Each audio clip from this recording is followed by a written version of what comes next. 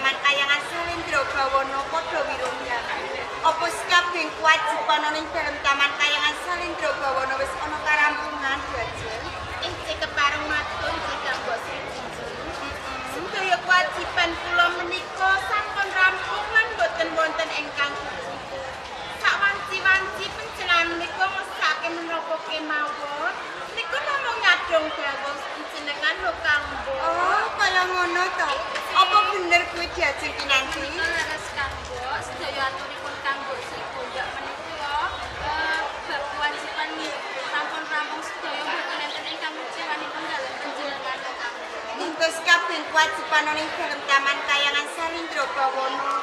Uga para abdi wis ana karampungan, njur ngerti gaweane dhewe-dhewe. Ing kene wektu kan wirunggan kanggo aku lan kowe kabeh padha wirunggan. Kene ya Jajal. Terus pundi? Sajake kok wonten ingkang dipun penggalih to Kang Mbok. Pancene bener Jajal, arep ana bab sing tak takokke marang kowe sakarone. Monggo dipun medharaken kalian ingkang kadang. Mbok menawi ingkang kadang menika saged sabiyantu kalian panjenengan lho Kang Mbok. Jajing gombak lan Kinanti. Kok saka rumangsaku lho ya. Wis pirang-pirang dina iki kok mbok kira bisa rapi nangge karo mbok Betari Dewi Sri. Yen to pinujono kalodhangan wektu padha sabet jagong wirunggan kumpul kaya ngene kok panjenengane iki ora tau tuya ning dalem Taman Kaputren Kayangan Salendra Bawana. Nganti kangen uga tuwa pitakon sakjroning atiku janjane iki ana apa ngono lho Jajal. Iki menika pancen leres Kang Mbok. Sampun tigang dinten menika kula boten pinanggih kalian Kang Mbok Betari Dewi Sri. Adat lupiane menika sami kempal. Nanging menika boten wonten lho Kang Mbok. Sliramu ya padha wae ra pinanggih karo Kang Mbok Betari Dewi Sri. Kang mboten mangertosi wonten pundi pamantunipun Kang Mbok Betari Dewi Sri. Ora kaya sabet adat rupiane ya Jajal. Menawi rangka prayi Aku sing teko ya. Mas Pikulun. Monggo Mas.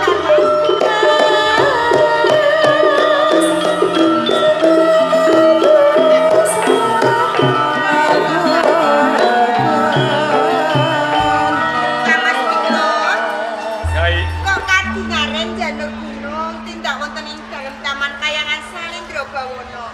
Niki wau wonten wigati kang pagebukan kalian sekadon dos pundi? yo. Yai, mesti kaget sakjroning atimu Kang Mas nganti lumebu ning taman kawidodaren. Ngene ya Yai sakatine. Cil. Terus pundi Kang Mas? Tekaku ana ing taman kawidodaren kautus dening Romo Pikulun. Kang supaya menehi pekabaran kelawan kowe sakatrine. Kautus Rama Pikulun. Aturi pakabaran. Iya. Kabaran menapa menika Kang Cil Mas? to Mas. Monggo enggal dipun brakake dimen kula menika boten bingung anggenipun lah. Ini Yai, Mbak, pengunjung dalah pengantin. Inci, Liramu sakatrine yen mbok menawa wae kepengin kapang lan kadangmu Yai Dewi Sri. Ing iki dina wis ora tumandha ana ing Kayangan Salendra Bawana. Kangen kadangmu Yai Dewi Sri kuwi wis tumurun ana ing Sabtoarga. Tumandha ana ing Desa Petik. sampun tumurun wonten ing Karcapada. Bener Yai. Mula wektu dina iki tak jaluk kowe lan sakatrine lapat-lapatono sedulurmu. Yo Betari Dewi Sri. Lajeng kaluputanipun menapa Kang Mbok Dewi Sri ngantos dipun tumurunaken wonten ing Karcapada tumuju wonten ing Desa Ketip Kang Mas. Ngene Yai. Nganti kadangmu tumurun ana ing Karsapada Desa Ketip.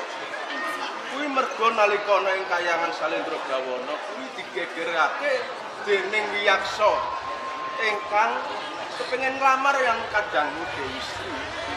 Lan Kang Rama Pikulun boten ngeparengake pramila kadangmu Yai Dewi Sri kautus dening Rama Pikulun kang supaya tumurun ana ing Ngarsapada. Kanten Insinyur Jajeng Sagung menawi kula menika saged kemawon Kang Mbok. Kang Mas. Iya, So ngaten kula sak katrinipun saged ngrapati tindakipun Kang Mbok Betari Dewi Sri turun wonten ing ngarca padha tumuju ana ing desa Ketip. Yen ngono age-age kae Mbak Yuni. Age-age kok lapati. Kok menawa mengko ana apa-apane lan kadangmu Yai Gusti. So ngaten nyuwun pamit lan tambahi pangestu Kang Mas. Ayo diajak. Yo tambahi pangestu Ji Kang Mas Mik. Sing hati-hati. Ayo diajak. Sedulurku Betara Bro. Sakire sedulurku sekatrine turun ana ing Ngercapada. Mula kowe kelawan aku ayo padha nindakno kewajiban. Kaya ngono. Iya. Ayo.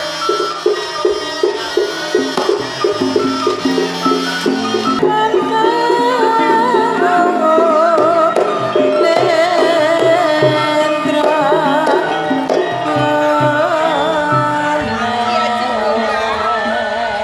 Sliramu ngerti? Iki tlatah endi?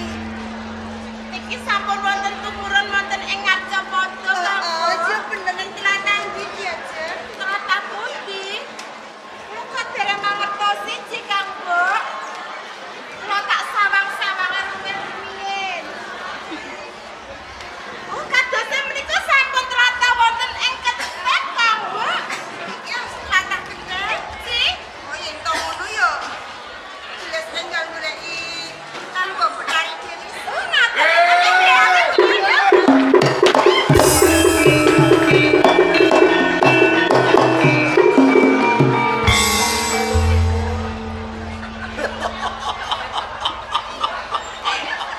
Kene ngopo sok wis sing kowe kepethuk karo aku dadak gulang kemuyung ngono cahaya. Lagi iki aku ngerti. Heeh. Cental napa Kang Mbok? Yo ora apa-apa. Nanging aku pengen takon kowe sak katrine. Sopo sing dadi aranmu? Nganti kowe temeka ning papan kene ae. Oh ya, diwanake aku Betari Sri Gombak. Gombak, Aku Sri Pengantin. panganti, Aku Sri Kucung. Sri Gombak pengantilan kunjung. Ya. Sedya lan karepmu nganti kowe temeka ning Ngarcapada. Engko dhisik sapa sing dadi aranmu? Entuk sawang rupamu ora kaya jenek menungsa ya dudu menungsa. Heeh, kaya bangsane kejiman. Bangsa halus. Yo, Bangsa halus. ditepungke. Aku Bathok Basu saka Gebang Tinatan. Sinten Kang Mbok? Badhok asu. Kleru. Bathok Basu. Dudu Bathok Asu. Aja nesu. Suaramu ki kalah karo angin bareng bane ilang karek sune. Kalau badhok basu. Yo, Sejak aku tumurun ning Ngarcapada tumuju ana ing desa Ketip, bedhake mung piring goleki sedulurku Kang Mbok Betari Dewi Sri. kowe bakal tumuju ning desa Ketip golek Dewi Sri. Iya, Sambung raketmu lawan Dewi Sri. aku sekadangi. Kadange Kadange enom Kang Mbok Betari Dewi Sri. tiwas kabeneran. Mergo apa? Yen to Bathok Basu saka Gebang Tinatan temeka ning Ngarcapada. Bethake aku pengen goleki desa Ketip. Mergo ana sambung rakete kelawan Dewi Sri. Ana sambungane karo Kang Mbok Betari Dewi Sri. Iya. Ajeng apa sambung raketmu karo Kang Mbok? Sing rikala semono kayangan Salendra Bawana geger peperangan sakabehing para dewa lan krajiman sambung perang bedake mung sawiji yen to Betari Sri bakal tak karepke pinangka dadi bojoku panglamaripun Rama Sapi Gemarang lan Paman Kebon Abrang. Jebul kowe to sing gawe geger ana ing kayangan Salendra Bawana. Nganti kadangku Kang Mbok Dewi Sri ditumurunke ana ing Ngarcapada mergo iki mang tong klamarmu ya. Yo. Kula ngerti kuwi Kang Mbok Dewi Sri ora bakal sarujuk lan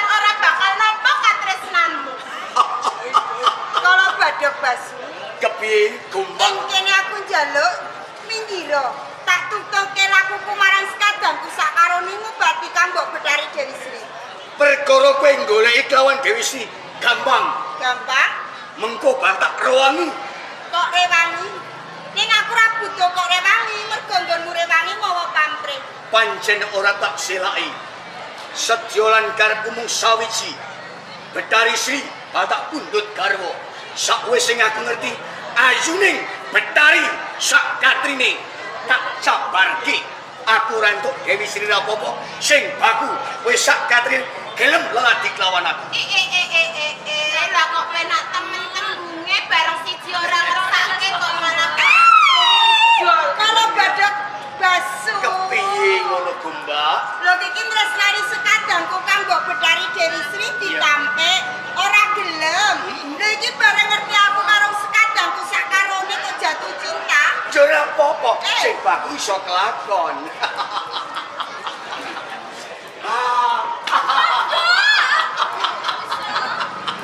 Kalau badak basu Kepiye? mangertenono ya. Heeh. Cinta aku ora bisa nampa apa sing dadi seni-seni atimu.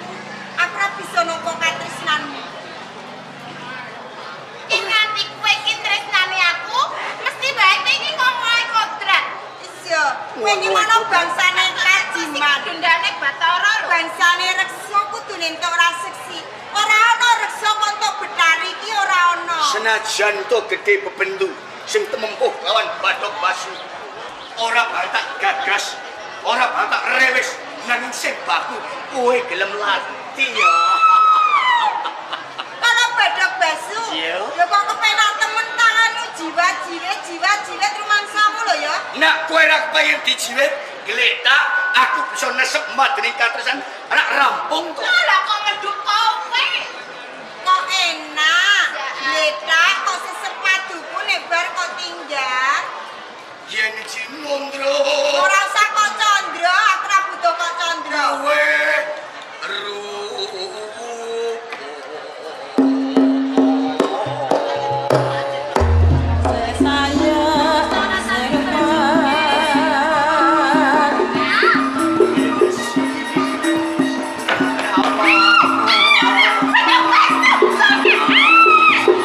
Aja tulungi diajar bajingannya lah. Betari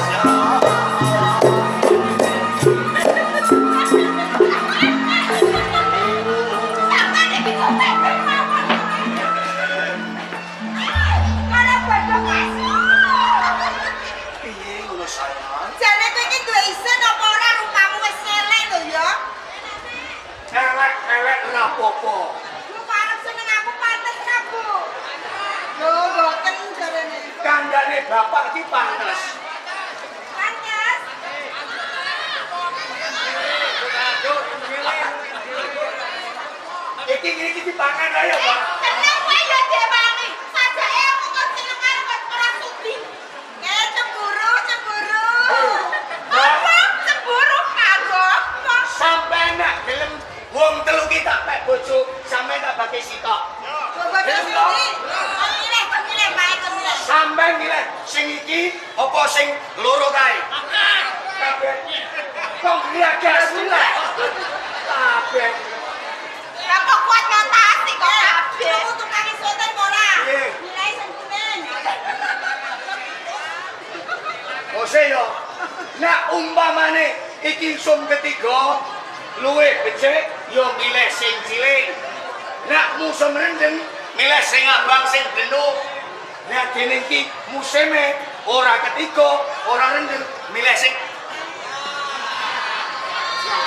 Lah kok medhu kowe arep milih aku? Pas sudi.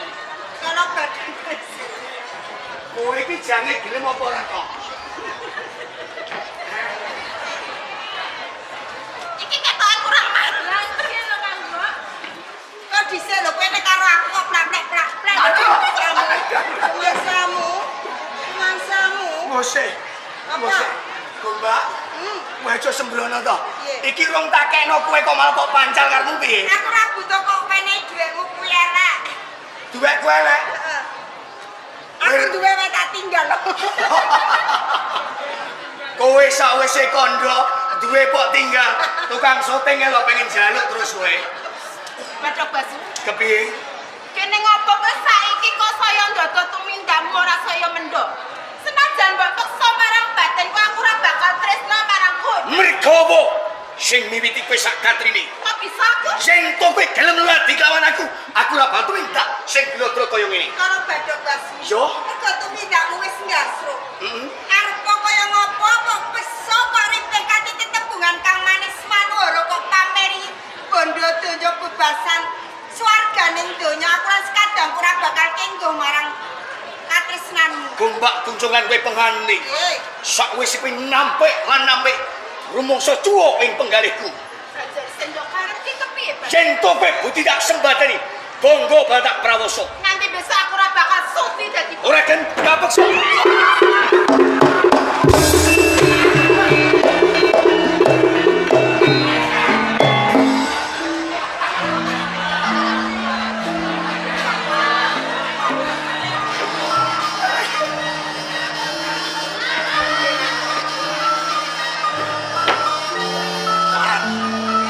Aku durung marem.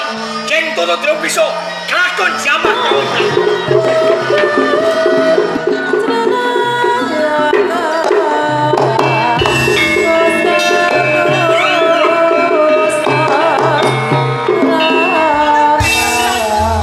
Kepiye Gombak? kaya aja ujung aku wae ta. Nak kepleset nggonku arep ngesuk madring katresnanmu ora apa-apa. Bisa kepleset kok sini ceblok aku malah rekoso. Sesuk dipotong bayaranmu. Ora, Gem. Nek Bapak Sugih Sumarlan. Gelem yo. Ma.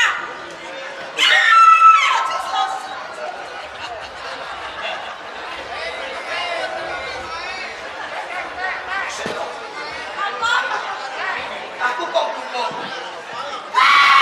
Amit-amit jambak bayi. Sing lumrah sing dikebuk ten kene apa kok kebuk iso. Yang biasanya menang jabang bayi ini paten di. Yo liwat kono. Kayak kita. Ya. Yo, tekan butuh pae jalan ndak mau jalan. Tudono kepiye? Aku dikono gone. Iki opo enak, Dik? Sampeyan ya kersa. Moro rene jaluk dhewe. Yo sak ajar masamu.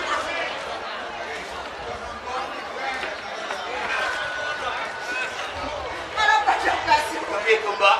aja seneng hatimu. Ento wis kabeh kekarepanmu bisa keturutan suyu-suyu aku gelem lati marang sliramu. Tanging nganggo lamun kalau badhe basi. Dadi kowe sing nampik. Yo kene ora mergo aku ora tresna marang sliramu. Cento nampik gak peksa. Ya iki. Iya.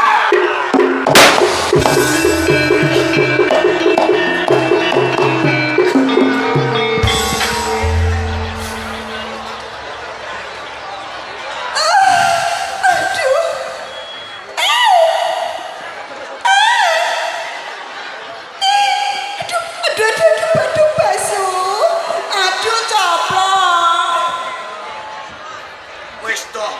coplok-coplok rapoking nganggo kowe ya. Kalau Badok Basu, aduh, aja kenceng-kenceng kon mau nyekel iki lho lara. Ora. Tak lus-lus kowe. Aduh, kalau Badok Basu, Tapi kowe ngerti ku kawujudan apa? Ngerti apa ora? Iki Iku ngomongan apa coba? iki jenenge telo. Oh, iku telo. Telo. Telo. Aja kok pisah-pisah, Gombak. Kalau Badok Basu, Yo. aku matur nuwun. Senajan dina iki aku kok sempurnake nganti kawujudan telo sing kaya ngono, ning bisike telo kuwi bisa murakapi para kaum tani ana ing sak kiwa tengene desa Ketip. Matur suwun lan cukup semene ya. Kalau Badok Basu.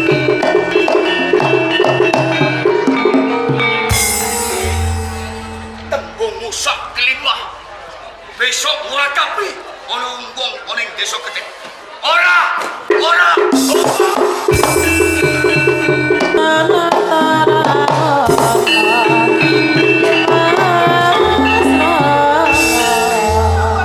Diajeng Sri pengantin. Kuwi nganongen di papan gunungmu diajeng. Kene aku kapisah marang Sri Ratu. Mbok. Napa Sri Gombak?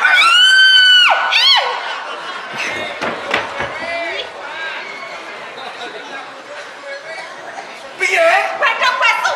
Lho saya Sri kok Wong sampe seto. pindakmu. Kowe kok aja sembrono.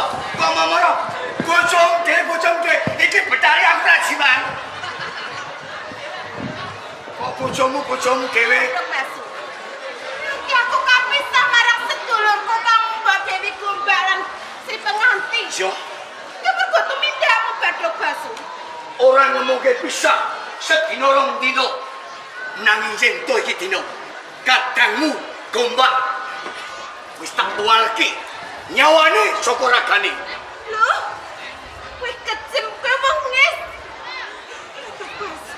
Ora ngira babat pisan yen tumindakmu kuwi mesti kaya ngono kuwi. Dadi sing tak jaluk dimene mengkone ora akeh pangorbanan kowe gelem lelati kelawan aku ngono kuwi. Piye? Aku supaya nampa katresnanmu. Iya. Yen upama aku sanggup dadi bojomu, ateges aku ance-ance mangkene marang sedulurku Kang Mbok Sri Gombak. Gonjo.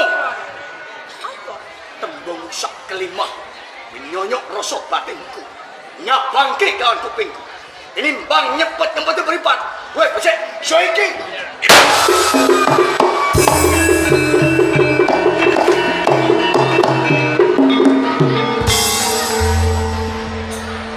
Badok Basu, kepiye kunci saiki kawujudanku wis dadi jagung Badok Basu. Aku matur nuwun mbok sabar kakne dadi jagung. Senajan kawujudanku saiki dadi jagung, ing besike bakal ngurakapi wong desa Ketip lan sak kiwa tengene. Mula aku matur nuwun banget lawan kowe Badok Basu.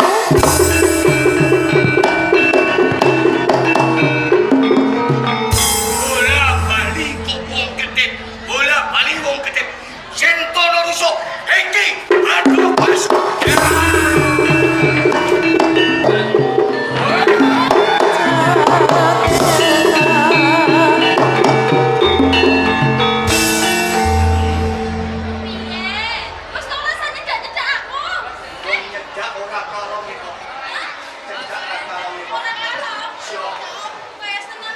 yo iki sing diarani bodi lontong.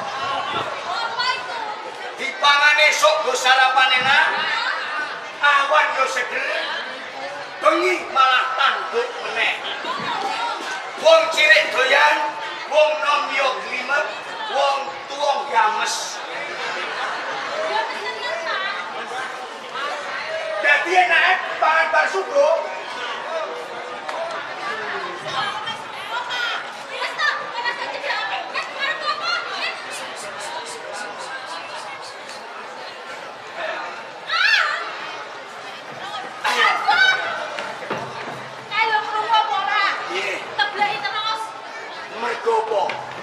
sing aku ngerti dan penganti rasa batinku ora bisa selak. Sakjroning atiku bakal sumpah. Pitung dino pitung bengi aku nentuk bojo kowe ora katokan. Lah kok ora katokan iki piye? Ya ora katokan. Lho terus Ajur memet ya lah. Gelem yo.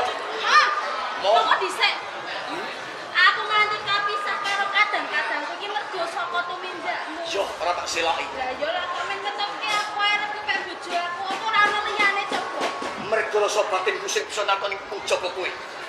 Lah yen aku ora gelem, aku ora bisa ngeladi karo kowe terus opo? Yen ora bisa kapeksa ya iki.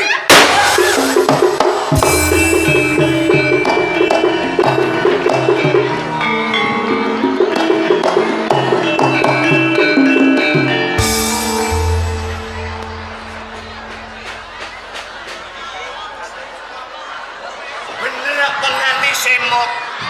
Mboten yo semok kaya ngene. Kepiye Badakasu? Sebel semok tenan kowe. Ya kuwi mergo saka tumindakmu. Saiki kawujudanku malih dadi semangka. Yo, Ning ora dadi ngopo Badakasu? sing mbok karepno Senadyan kawujudanku malih dadi semangka, ing besuke bakal murangapi warga desa Ketip lan sak kiwa tengene Badakasu. Wis cukup semene Badakasu.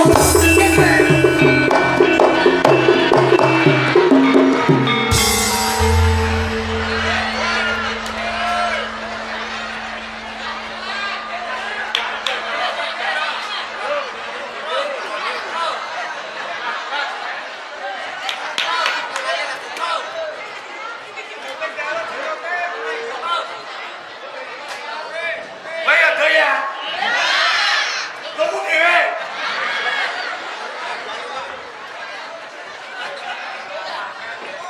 Sampai jalan tengah. Lho kok pinter kowe jalan tengah kah? Sampai yo pengen. Yo. Yo. Oh.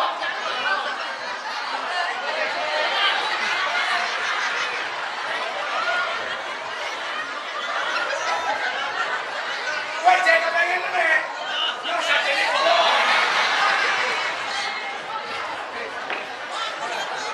Aku ora trimo. Gombak kucung penganti desa kene tak ora arek.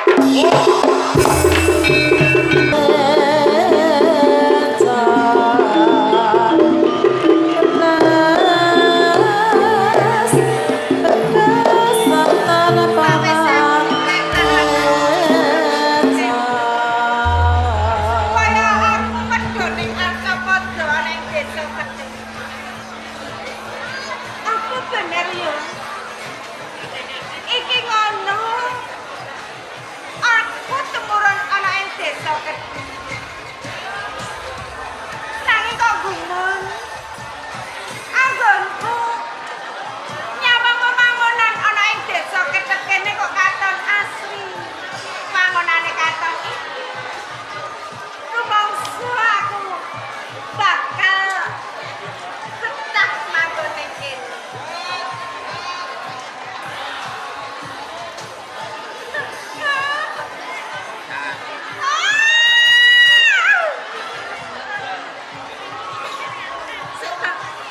Isan, apa kowe mau desa Ketip kene? Aku dudu wong Ketip. Ning ki wongkon desa Ketip.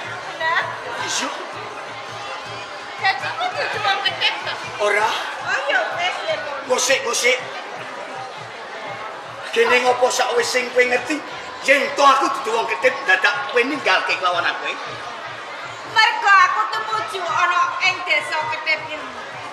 Aku kepengin gawe bagyo mulyane wong desa Ketip. Aku kepengin wong desa Ketip kene yen olah tetanen nandur palawija apa wae bisa subur lan makmur. Nanging kene ngopo? Tetembunganmu sak kelima. Yen to pengandakke Sabyantu lan wong Ketip. Sopo sing dadaran kowe? Apa kowe ora mangerten? Durung Yen pancen kowe durung mangerten,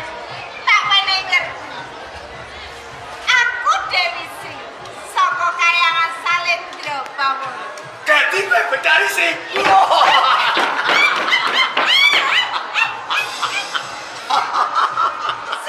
Bajar ngerti yen aku Dewi Sri. Lah kok malah kowe tumindak kaya ngono bunga hatimu? Rungokno Betari Sri. Heeh. Sopo to pawon sini pengarepan ora ana liya aku Bathok Basu sing rikala semono ngobrak-ngabrik ana ing Kayan Salendra Bawana tibaan Romo lan paman sapi kebaranan kebon Abrang tibaan mung kanggo panglamarmu kanggo aku Betari Sri. Oh.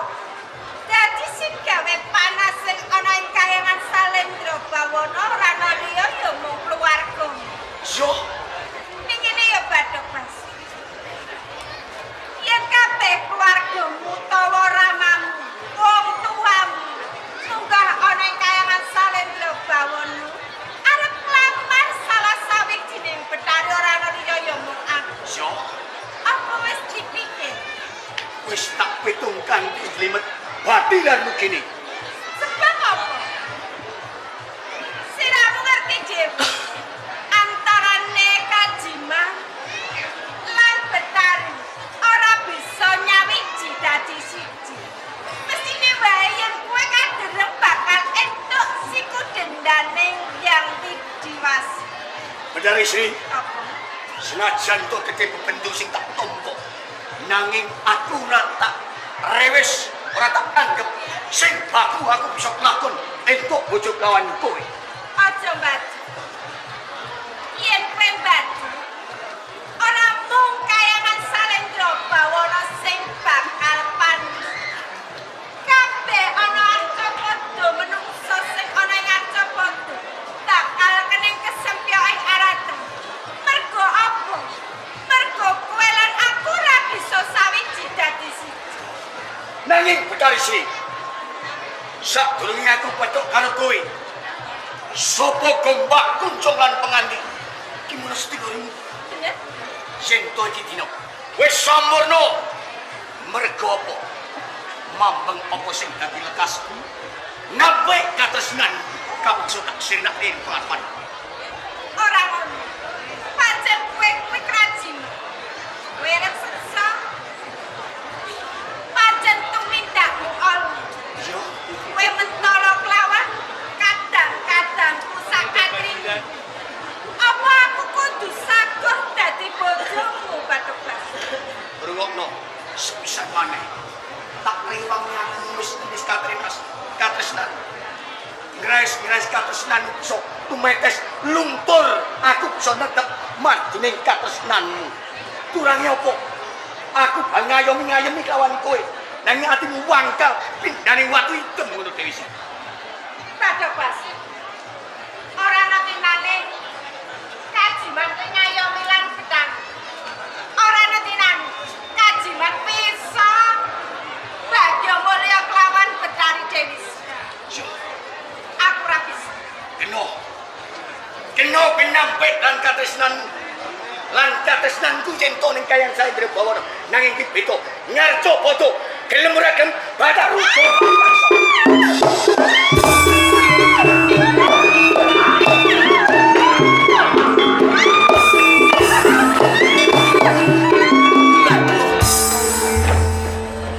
Kang Mas, Dikawake diajak Betari Dewi. kula aja diprawoso. Diprawoso. Dadi Kang Mas ra.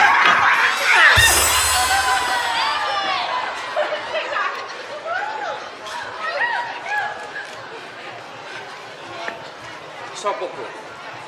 Aku Bathok Basu. Bathok Basu. Yo, Kok kepengin mundhut garwa anane Betari Dewi Sri?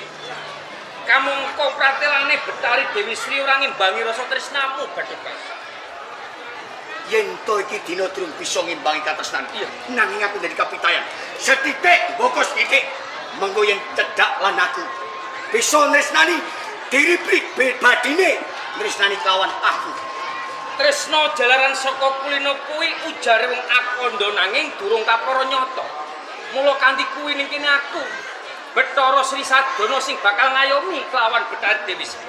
Sing sadono Bathok Basu, kok kemulancang yen to kata sabyanku kelawan Dewi Sri. Kok mengko karo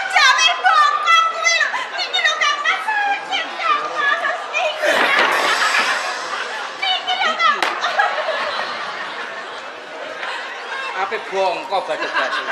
Kowe iki aja manas-manas wong. Iki mulai calon bojoku. Lho kok rayu-rayu kok jiwet-jiwet poro-poro karo piye? Mas, ati ki aja digoreng-goreng. Panas banter kaya ngene. Mengko nak keslongot. Wala kesemongot aja dadak karo Dewi Sri. Yen kowe kepengin anane Betari Dewi Sri ana pitukane. Banjur apa pitone Sadana? Yen Sadana wis temkaning pati, aku lilo kowe garwa anane Betari. Jaluk patang sapi yo. Kowe mati sok tanganku. Yo! Aduh!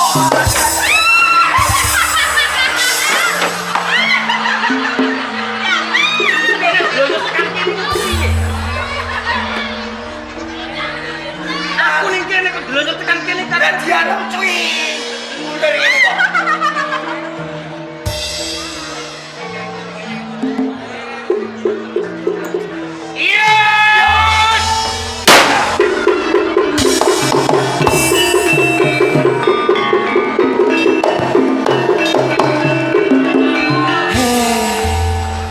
Matur nuwun Bathuk Basu, matur nuwun.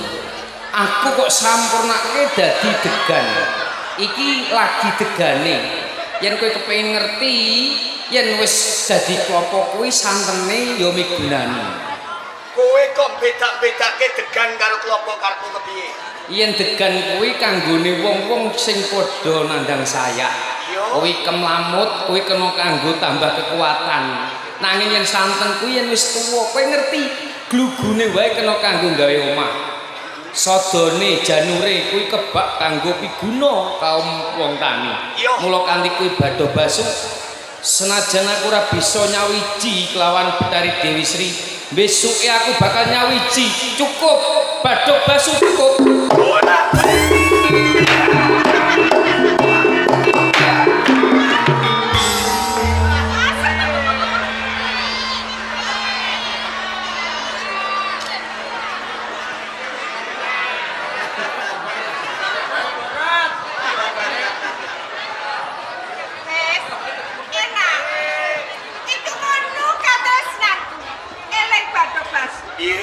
Senajan to aku ana ing arca padha ora bisa sandingan kelawan katresnan.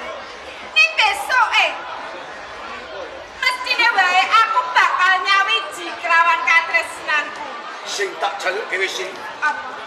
Kawujudening sampurna. Yen to Sri Sadana dadi klopo, kowe ora bakal bisa nyawiji. Luwih becik kowe gentak boyo maring paminatan. Aku duwe keyakinan yen aku besoke bakal nyawiji kelawan katresnanku Kangmas Betari Sri Sadana.